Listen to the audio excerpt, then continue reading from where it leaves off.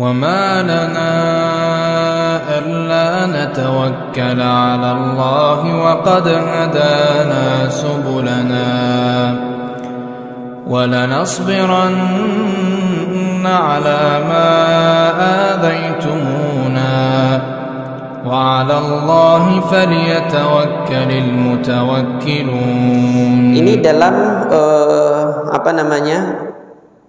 di dalam perkara bersuci. Yang baru-barusan kemarin penetapan awal Ramadan.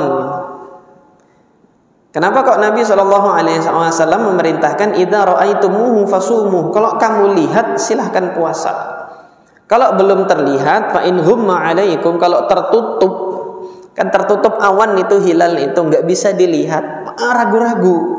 Ketika ragu-ragu ambil yang yakin. Yang yakin apa? Sudah tetapkan yang yakin hari itu masih Sya'ban.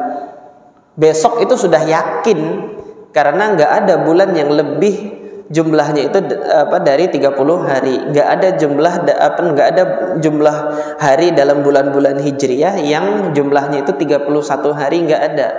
Jadi besoknya sudah yakin dipastikan sudah masuk Ramadan. Yang masih ragu-ragu itu kan tanggal 30 gitu loh. Karena bulan-bulan Hijriyah ada kalanya jumlah harinya itu 30, ada kalanya jumlah harinya itu 29. Pada saat tidak bisa dilihat, maka itu masih ragu-ragu. Sesuatu yang ragu-ragu tidak bisa dijadikan sebagai landasan hukum, oleh karena itu harus dilihat. Itu yang Rasulullah SAW sampaikan, idza ra'aitumuh, ketika kalian melihat. Nah, adapun teman-teman yang menggunakan hisab, maka ini metode mereka untuk menetapkan yang pasti, ya. Dengan metode hisab mereka sudah memastikan kalau hilal itu ada gitu kan. Di sini saya lebih membuka pintu toleransi dan penghargaan terhadap mereka dan para ulama yang telah berijtihad di situ. Akan tetapi apa yang saya pilih adalah ru'yatul hilal. Karena Nabi SAW mengatakan idza ra'aitumu, kalau kamu lihat. Kalau kamu lihat maka silakan. Ini kembalinya juga kepada apa? Kepada kaidah ini. Yaitu apa? Sesuatu untuk ditetapkan sebagai hukum itu sudah harus sampai pada derajat yakin.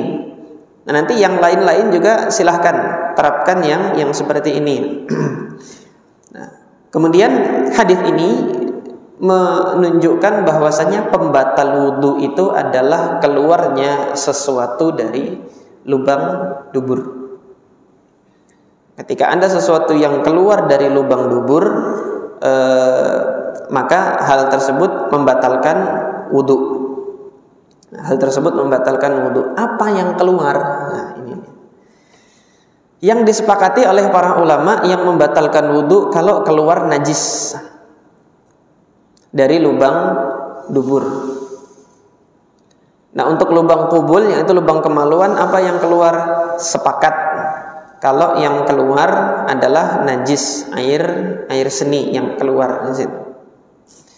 Dan kemudian berdasarkan hadis Ali bin Abi Thalib, termasuk madhi, itu sesuatu yang keluar dari lubang kubul, baik itu najis kencing atau nanti kemudian air mani, itu juga membatalkan wudu. Nah, ini yang kita ambil dari kenapa kok keluar air mani itu juga membatalkan wudu, bahkan dia hadas besar. Dia adalah hadas besar, bukan hanya sekedar hadas kecil. Ini yang kita ambil dari mulamasah kemarin. Itu dari mulamasah hubungan suami istri kemarin yang membatalkan wudu. Di situ kita ambil dasar hukumnya. Nah, adapun yang selain dari ini, misal keluar dari lubang dubur ada cacing kremi keluar gitu. Batal enggak nih wudunya? Nah, disinilah wilayahnya mazhab untuk membahas itu. Jadi mohon maaf kalau misalnya ya ada asatidzah yang mengatakan nggak usah pakai madhab. Ini bagi saya terlalu berlebihan. Antum mau ikut madhab atau mau ikut Nabi? Ya jelas ikut Nabi gitu loh. Jelas kita ikut sunnah Nabi. Tetapi ada perkara-perkara yang mana sunnah Nabi ini tidak menjelaskan secara detail dan dijelaskan oleh para ulama mazhab pemahamannya dan argumentasi fikihnya dari sunnah Nabi tersebut. Nah, sekarang kita lihat ini sunnah Nabi menjelaskan yang keluar itu angin ya di sini. Ini untuk hadis ini. Ada nggak sunnah Nabi yang pernah menjelaskan kalau cacing kremi yang keluar itu batal atau tidak wudunya? Ketika ini nggak ada, maka kita perlu mekanisme fikih. Ketika perlu mekanisme fikih, inilah jasa para ulama madhab menjelaskan sunnah ini kepada kita. Gitu. Hingga nanti ulama Malikiyah dia punya patokan. Oh, kalau sunnahnya seperti ini, ulama Malikiyah punya patokan yang keluar dalam kondisi sehat normal itu yang membatalkan. Kalau yang keluarnya cacing kremi ini kan berarti sakit. Kalau sakit dia nggak batal. Ini madhabnya Imam Malik. Dia punya patokan demikian. Disinilah wilayahnya madhab itu ketika berbicara. Madhabnya Imam Syafi'i rahimahullah yang menjadi patokan adalah jalan keluarnya.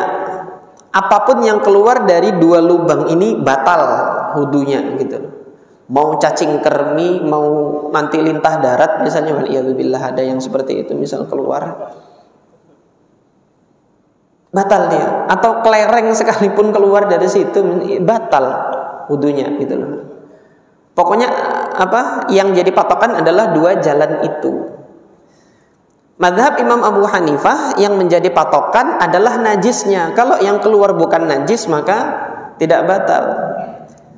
Dalam mazhabnya Imam Abu Hanifah, kalau misalnya ada orang keluar najisnya dari lubang hidung itu mimisan, tapi mimisannya keluar air kencing dari hidung misalnya gitu. Kalaupun ada yang seperti ini, itu batal. Dalam madhabnya Imam Abu Hanifah, apapun yang keluar dari badan berupa najis dari manapun dia lubangnya, karena patokannya Imam Abu Hanifah adalah najisnya. Imam Syafi'i patokannya adalah jalan keluarnya, dua itu. Madhabnya Imam Malik sehat tidaknya gitu loh, normal tidaknya. Kalau dia keluarnya secara normal, maka itu yang membatalkan. Kalau keluarnya tidak normal, maka ini tidak membatalkan. Nah, yang demikian ini kan wilayah ijtihad, disinilah wilayahnya madhab itu berperan. Nah, terus kita mau milih yang mana? Ini yang sudah saya sampaikan kemarin gitu loh. Perbedaan pendapat para ulama itu rahmah, syarat ketentuan berlaku. Jadi jangan disalah artikan nanti. Ketika nanti seseorang milih, saya lebih yakin dengan kaidah yang ditegaskan oleh Al-Imam Malik rahimahullah. Karena ini yang paling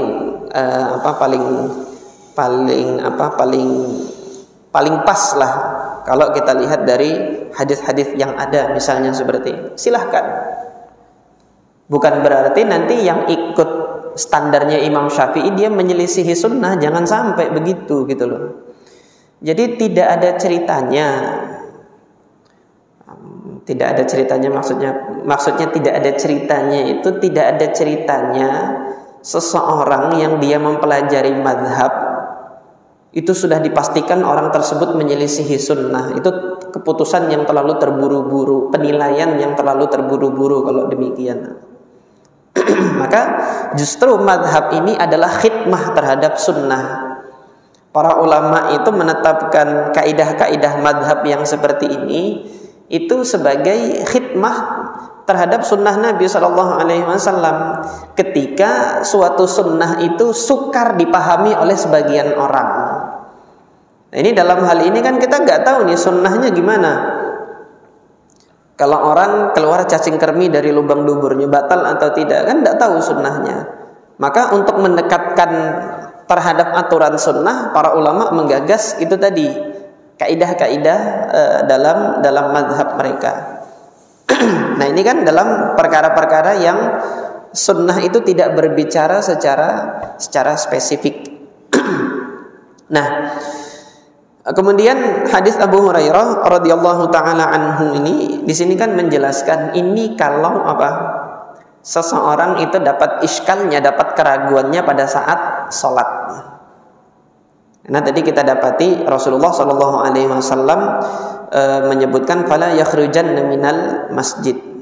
Kalau ragu-ragunya itu di dalam sholat. Sekarang ketika keraguannya itu ada, dia di luar sholat, sudah wudhu gitu kan, tapi sambil bawa sepeda motor kan di luar masjid, keluarkan enggak nih? Nah, yang seperti itu apakah masih berlaku hukum di dalam hadis ini, yaitu jangan batal dulu gitu kan? Atau ya sudah batalin, ini kan di luar sholat, hadisnya menyatakan ini di dalam sholat. Di sini para ulama beda lagi pendapat. Di sinilah mazhab itu berperan sekali lagi ya. Kalau nanti di luar sholat bagaimana? Mayoritas ulama, jumhur ulama termasuk di dalamnya itu adalah Al-Imam Asy-Syafi'i rahimahullah, termasuk yang di luar sholat juga gunakan kaidah ini, dia belum batal. Keraguan apapun yang didapati oleh seseorang, apakah dia batal atau tidak, makanya tadi ditarik kaidahnya adalah kaidah yang umum, suatu hal yang meragukan, entah nanti dia di dalam sholat atau di luar sholat, entah perkara toharoh atau bukan toharoh, entah itu tadi perkara penetapan ini waktu sudah masuk atau belum. Yang seperti itu, kalau sifatnya masih ragu-ragu, itu belum bisa dijadikan sebagai landasan hukum. Kemudian ada dua riwayat dari Imam Malik rahimahullah. Imam Malik, riwayat yang pertama menyatakan kalau di dalam sholat, ya, kalau dia di dalam sholat nggak perlu keluar, karena hadisnya mengatakan ini ketika sholat. Tetapi nanti ketika seseorang misalnya naik motor, jalan kaki, gini kan ada sesuatu, ini keluar atau enggak nih? Ya udah wudu aja lagi ya. Nah, ini Imam Malik mewajibkan harus wudu itu kalau dia di luar di luar sholat. Itu sudah dianggap batal. Jadi Imam Malik menyatakan keraguan yang seperti itu kalau dia di luar sholat, dia batal. Ini riwayat pertama dari Imam Malik. Riwayat kedua dari Imam Malik, mau di dalam sholat mau di luar sholat, kalau ragu-ragu batal. Sudah ada sesuatu yang kayaknya menggelitik ini di lubang dubur, sudah batal itu, wudu saja. Ini riwayat kedua dari Imam Malik. Nah, mana di antara kedua riwayat ini yang benar? Boleh jadi dua-duanya benar gitu kan. Cuma kita nggak tahu yang mana yang duluan diriwayatkan dan yang mana kemudian dianulir. Karena seorang mujtahid wajar punya dua pendapat, itu wajar gitu. Melihat ini, oh ini nggak boleh. Hingga nanti ketika pada waktu yang akan datang, ketika dikoreksi kembali pendapatnya yang dahulu, oh salah saya dulu, diperbaiki. Yang seperti ini wajar, jangan dikatakan pelin-pelan. Yang pelin-pelan itu yang nggak pernah belajar itu. Nah, ini para ulama mujtahid tidak boleh dinilai mereka itu enggak konsisten dan lain sebagainya, tidak seperti itu.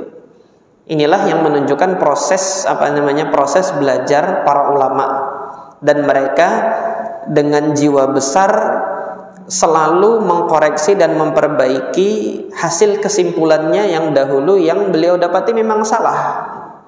Hingga nanti di dalam sebagian pendapatnya ada perbedaan, dan ini dikoreksi terus.